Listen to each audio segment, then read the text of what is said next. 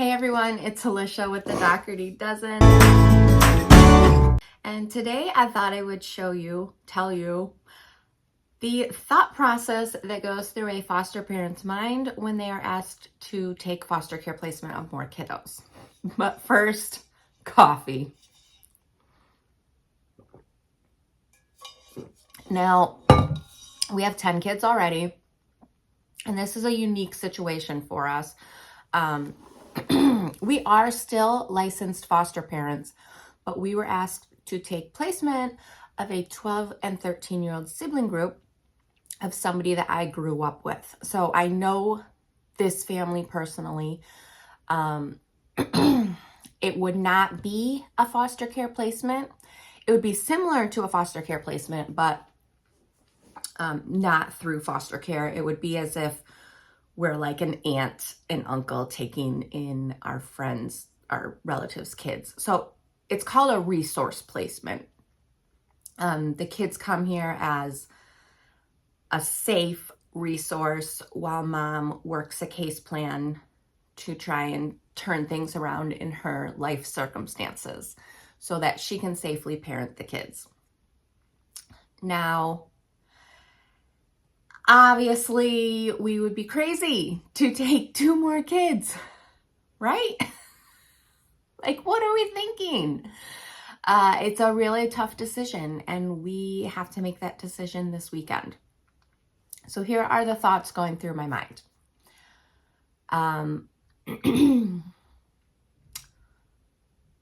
The main thought going through my mind is, what if it were the other way around? What if it were me going through a bad time in my life and I asked somebody to take my kids?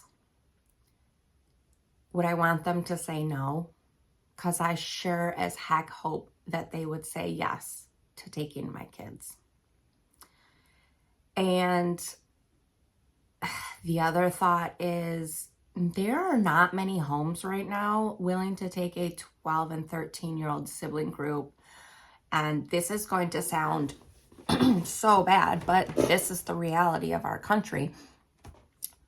A 12 and 13-year-old sibling group of minority status. It's just not, unfortunately, what a lot of homes will take. So, and those are my top 2 thoughts. Third, we already have 10 kids with a slew of needs. Can I also meet the needs of 2 more kids? Now that's something I have to think through. And fourth, we always get our kids' opinions. You know, it's a family decision. Like, it's not one of us make the decision and go with it. We talk about it as a family. And all of the kids resoundingly said, yes, they can come here. They can come here. Zoe even moved her Squishmallow collection on her bed to make space for another person to sleep. I mean, we have enough beds. We have enough food. We have enough money. Yes, foster parents can make a small subsidy. It's like 10 cents an hour, but we would not be getting that because we would not be taking them as foster parents. We would be taking them as a resource. So there would be no money associated with it, which is fine. We have enough money, so that's not an issue.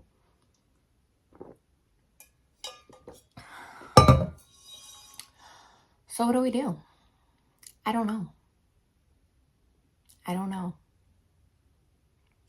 Just always think, what would I do if it were my kids? What would I do? Because I sure as heck would want them to stay together. I sure as heck would want to know that they're in a safe home. Fed, loved, cared for, safe, warm, happy. And, you know, these are kids I know. Like, where would they go if they don't come here? I don't know. I don't know where they'd go. I don't even know if there's another option for them to go anywhere else.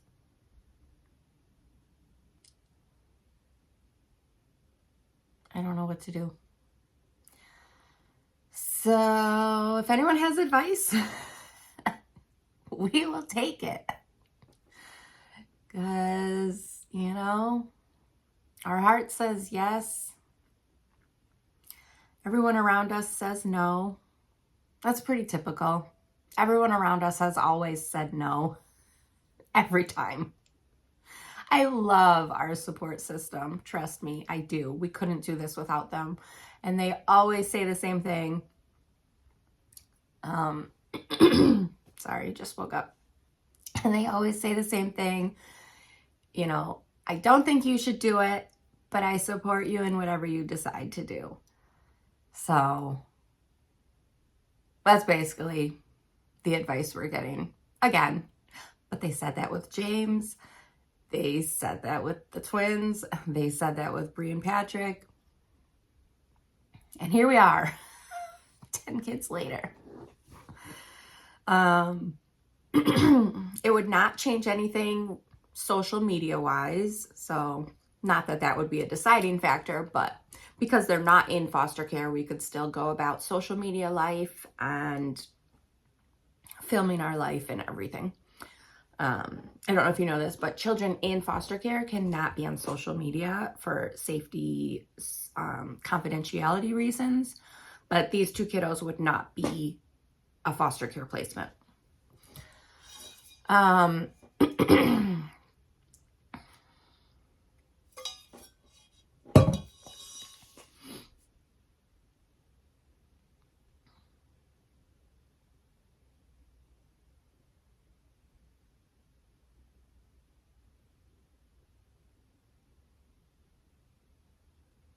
don't know. What would you do? Guess we got the weekend to decide and pray about it. I always pray about things. So here's how I figure things out in life. I pray about it as I'm going to sleep.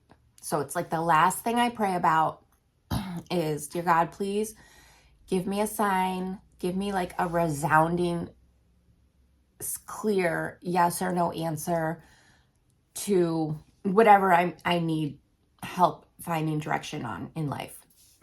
So I said, dear God, please help me decide. Is this meant to be? Is this in your plan that they come to our house? And then whatever I prayed about, the first second I wake up the next morning, that answer comes to me. And you always have to pay attention to those little small voices that first second you wake up before, your ego takes over and before the thoughts of the day take over.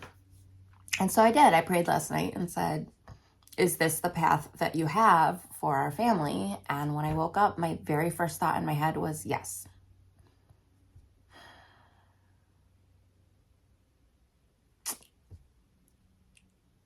But I think we'll have another family meeting today. We're also coloring Easter eggs today. We didn't get to that yesterday. So that will happen later today too. I'll make a vlog of it. But that's what's going on here in Dougherty Dozen world. So thank you for joining us, and we will be on later coloring Easter eggs. You are strong, you are beautiful, you are loved, you belong, and I am so proud of you. Be sure to like, comment, subscribe, and we'll see you later.